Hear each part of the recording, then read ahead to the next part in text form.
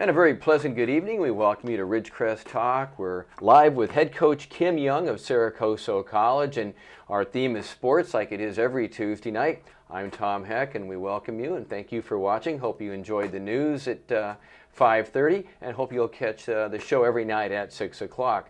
Well, Kim, go ahead and tell us a little bit about your background. You're a Ridgecrest resident. I know you've also done some restaurant endeavors with your husband, and volleyball's a passion. You're a club coach in town, and also the coach at Saracoso. You also coached in high school. Just tell us about volleyball and Kim Young. Oh, okay. Well, I am a Ridgecrest resident. I was born and raised here. My husband and I have two kids, Jason and Corey. We're just really passionate, honestly, about just all of the youth sports, anything that we can do to help the youth in this community.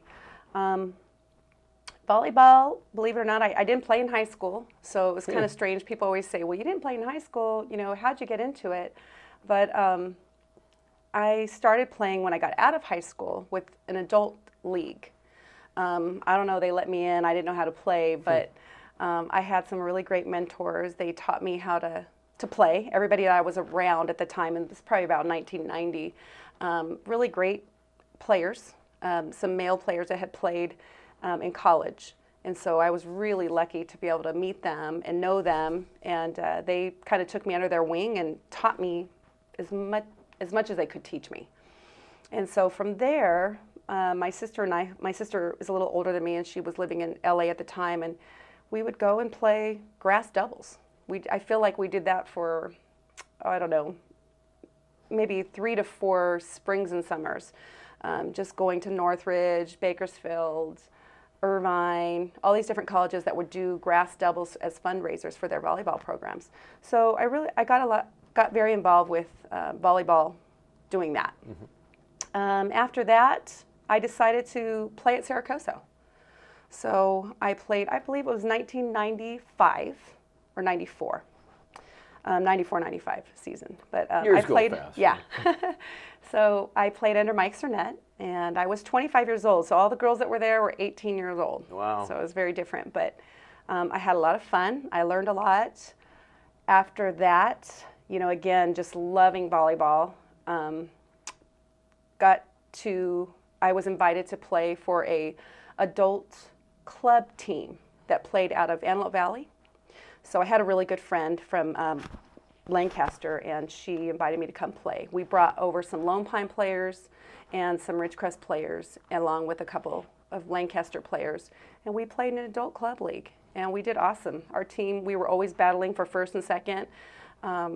We would drive down there every single Thursday, and I probably did this for about 5 years. Wow. Not of course, in season, not every day, every week, but we had a lot of fun. So from there, that's when I met Coach Lazaro from the high school. She wasn't at the high school at the time. We just played together, just in some pickup volleyball. And at that time, she was taking over the new head coaching job at Burroughs, and she was looking for coaches. Her JV program, her freshman program. So she knew me from playing in the city and called me. And I was scared to death, to be honest with you. I right away was like, ooh, I've never coached volleyball before, because I was a basketball girl in high school. I felt more confident helping to coach basketball versus volleyball.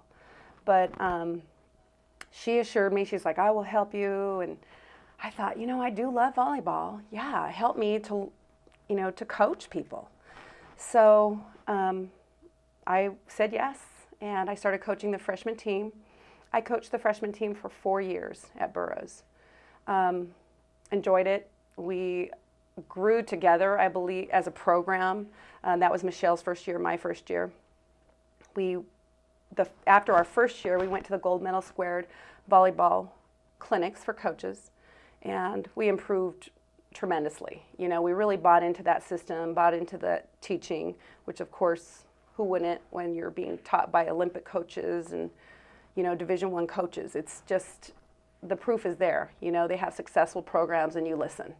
So, after that, the job at the college came open, and I applied for it. I thought this will be a good opportunity because I enjoyed coaching the freshmen. I enjoyed that developmental coaching, you know, but also helping Michelle coach the varsity was much more exciting, I guess you could say, because these girls were at a level where you could get extremely competitive. We had some great tournaments. You could play in CIF. It was just really exciting. So my I don't know, just my interest in coaching the college was that. It was like, okay, I can coach at a higher level, and hoping that it would be the same. It would be extremely competitive and not so much developmental.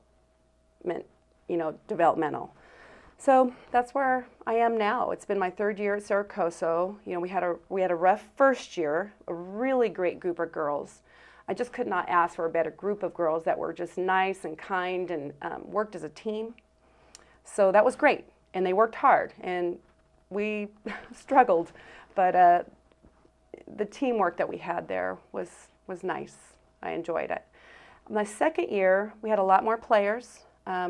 It was a much better year for us. We won 7 games, which was great because our first year we didn't win any games. We won some sets. We didn't win any matches. And last year was good. We had a pretty large group of girls.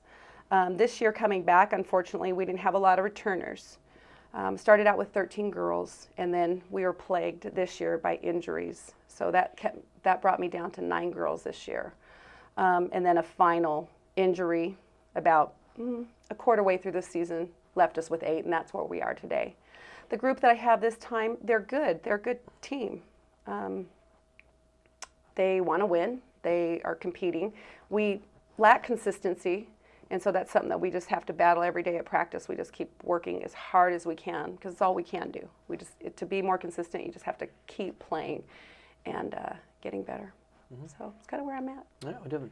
And then when we come back after our break, we're going to talk about club volleyball some. I know you're very participate in the Starlings, and you've also worked with the Elite, and now with the Elite.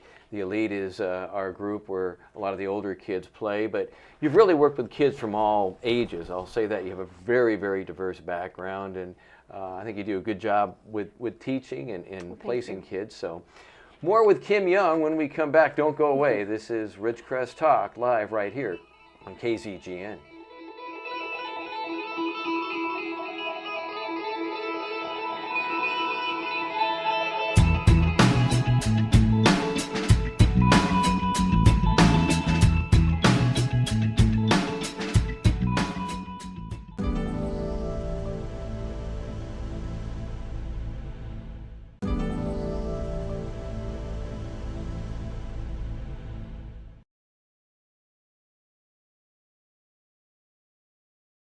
At Ridgecrest Talk right here on KZGN. We're live. I'm Tom Heck. We have Kim Young. It's Tuesday night. Our theme is sports or athletics, and Kim has been talking about her background, and she's coached in high school, and she's also coached at Saracoso College, the current coach, and she's done an awful lot of work with the youth in the Elite program, which is one of the volleyball clubs in town.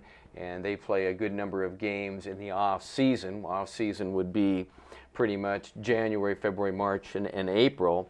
And they have to travel quite a ways. But talk about the Ridgecrest Elite. Talk about the travel and maybe some of the difficulties, which is trying to find facilities all the time for kids. Oh, definitely. Ridgecrest Elite is our local club, one of our local clubs. I've coached there just 1 year last year. I've always been hesitant to coach, not because I don't love coaching and I want to help the youth, but I've been hesitant because club is just notorious for being so long that everybody gets burned out. You know, it goes from right when the season ends in high school to it starts. Boom, we're having practices the next week or 2. But Elite, what I like about Elite is that they've noticed that and they've decided, you know, we don't want that. We don't want to burn out our kids, excuse me. We don't want to burn out the kids. We don't want to burn out their passions, you know, for loving this sport. So as a board, they decided that we'll start in January, we'll end in May. Because typically it goes end of November to July. all the way to July. And that can just really, that can burn someone out. It can burn coaches out, it can burn obviously the kids out, and then they're going to start volleyball again as soon as school starts after July. So I like this. The president, Kelly Tusher, she asked me to come coach, and because they changed their time slots, I jumped all over it. I wanted to do it.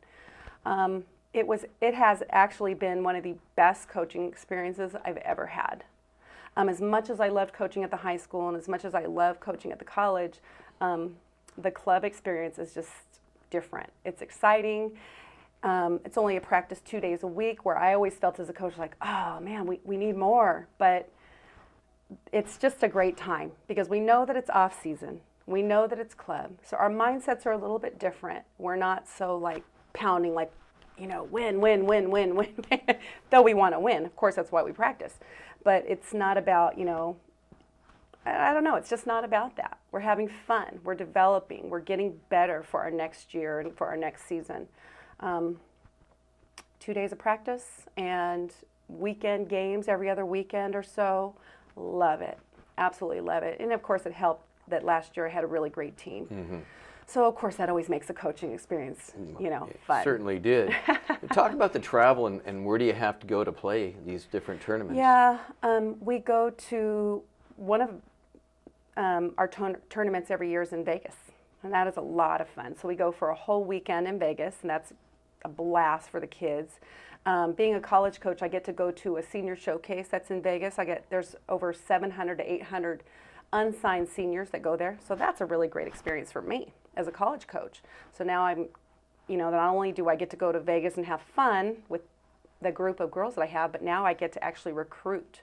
And so that helps. I didn't have a lot of success last year getting people to come to Ridgecrest and play, but it definitely is just an avenue for me. That's just, I think it's going to get better and better as time goes.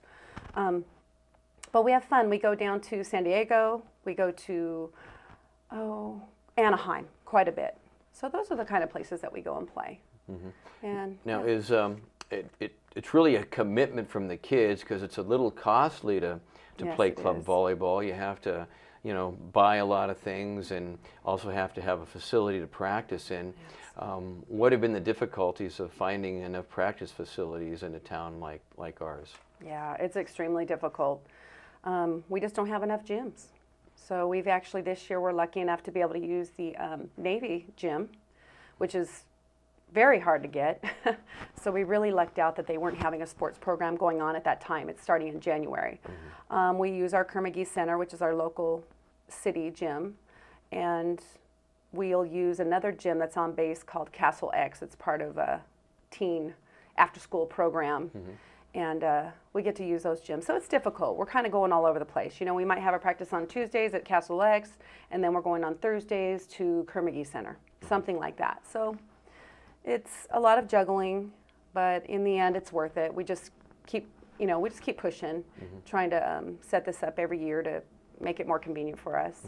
Now, how many teams do the elite have, and what age groups do they have? Last year we had 4 teams. We had a 14U and a 15U, 16, and 18s. And I coach the 18s. Now, do a lot of your players also help, the players from Saracosa, do they help coach at during the club? When they're in season with me and they're going to, say, continue on to the next year as a sophomore, they really can't coach with me. But they're more than able to go coach another team just because of the NCAA rules. But I have had ex-players. In fact, Morgan Fuller is another coach that was a sophomore last year. So when she finished her year with her second year with us last year, she went ahead and coached the Elite 16s team. She did an excellent job.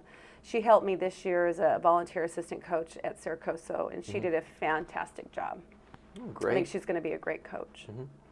Well, after our next break, I don't want to start now. I want to kind of talk about the league you're in at Saracosa, talk about some of the teams you have to play and how hard is it to get into the playoffs. I know that the Foothill Conference is fairly competitive, some of the teams that you have to play, and you know the travel can be a little bit difficult. Also, it's hard sometimes to play a match after being in a van 3 hours.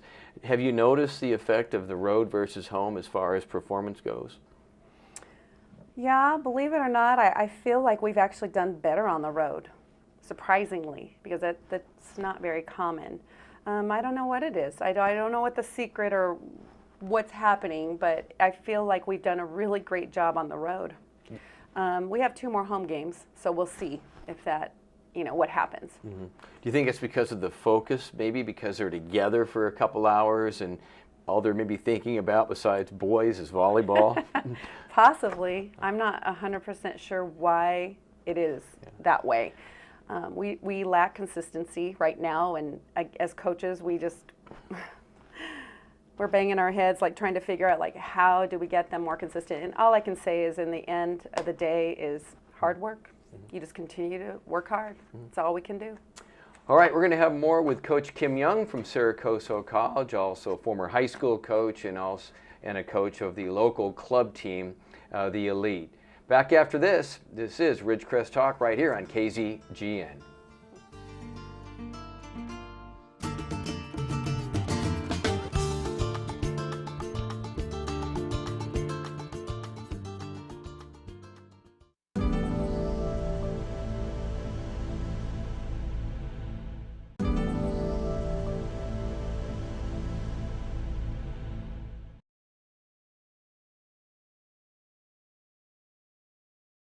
And welcome back to Ridgecrest Talk. We're with head coach Kim Young from Saracoso College tonight. I'm Tom Heck, and we're here every Tuesday night with a sports or athletic theme for everybody. And Coach Young has had a big background in volleyball. And Kim, go ahead and tell us about the Foothill Conference, some of the teams there, and where you have to travel to. Yes. Right now in the Foothill Conference for volleyball, we have Chaffey College out of Rancho Cucamonga area. We have Victorville College, San Bernardino College. I know I'm forgetting some. And Rio Hondo out of Whittier. And the Desert, College of the and Desert. College of the Desert. Those are the 5 teams that we play. Right, and that's a pretty long trip out. Yeah, College of the Desert's the longest. That's a 2.5 hour, almost close to 3 hour drive. Wow, that's a good Yeah. deal. You know, and one reason I asked about the travel, a lot of teams, especially if you have to have a long road trip, sometimes it takes a while to get your legs under you again after you've been sitting a while. I know that's one thing that I notice.